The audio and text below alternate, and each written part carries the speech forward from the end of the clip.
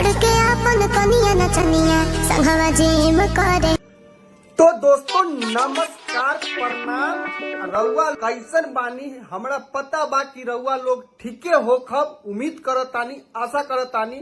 तो हम एक बार फिर से आ गइल बानी भोजपुरी इंडस्ट्री के भोसरापुर इंडस्ट्री बनावे खातिर, समझ रहे हो? तो रउआ लोग बहुत दिन से देखत रहली है कि हमर वीडियो न आवत रहला, कुछ कारण बस हमर वीडियो न आवत रहला। आप कंटिन्यू वीडियो आई और रउआ लोग अपना दुलार प्यार ऐसी ही।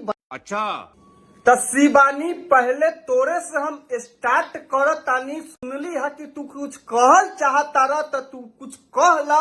ओकरा बाद ना पता रहे कि गाना की वीडियो ए तरीका से भइल बा, कैसे कि डिलीट से पहले वीडियो ना देख ले। हाँ समझा तानी कि तू न रहलू, तू चंद्रमा पर घर खरीद ले बारू ना, वही में अंदर पैक रहलू, तू मोबाइल वोबाइल सब न रखत रहलू।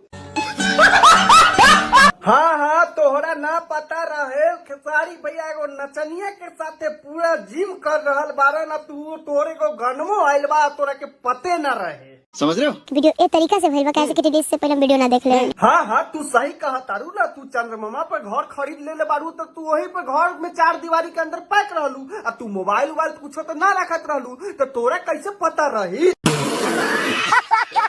हाँ भैया तू सब काहे कुछ कहबू? चला हम शिवानी से पूछ लेतानी और शिवानी के आवाज में सुनल चाहतानी, तू का कहबा?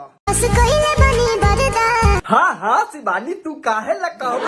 कैले रही बर्दाश्त, अगर ये बर्दाश्त कैले रही तो 4 दीवारी के अंदर करता भोसरापुर इंडस्ट्री में। लेकिन ये तो मतलब जिमो में करता, देखता ना जिमो में पूरा नचनिया के साथे ओट लगल बा। तोहर जानी ले चली तर। हाँ ये भोसरापुर इंडस्ट्री में तो चलता, कभी वही नचनिया संगे तो कभी वही खिलौनिया संगे, यही चलता। रंग बिरंग के ट्रेंडिंग स्टार लेके खूब मजा लेता। अब लोग दिखाता है फर के, अब वीडियो खूब वायरल होता। मिस्री जैसे जिंदगी कहानी अभी सुन लेना ना, मिस्री जैसन जिंदगी। अब हमरा तो ये तो नहीं पता कि मिस्री जैसन जिंदगी बा कि नीम जैसन बा कि चीनी जैसन बा, ये तो हम ना कुछ बता सकीले इस पे। अब देखता रहना पूरा से कैसे मतलब कि भोसरापुर इंडस्ट्री में का चलता।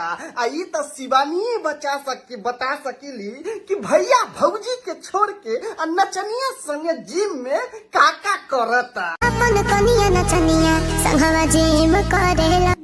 छोड़ के अपन कनिया नचनिया संगे जिम करेला।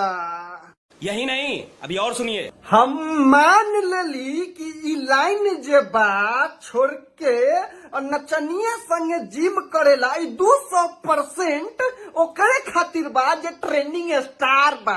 करो हाथ जोड़ के। मैं अगर रउआ लोग के वीडियो अच्छा लागल जा तो प्लीज एक लाइक शेयर सब्सक्राइब कर के जाइए। हम चलतानी फिर अगला वीडियो में मिलतानी, तब तक के लिए बाय।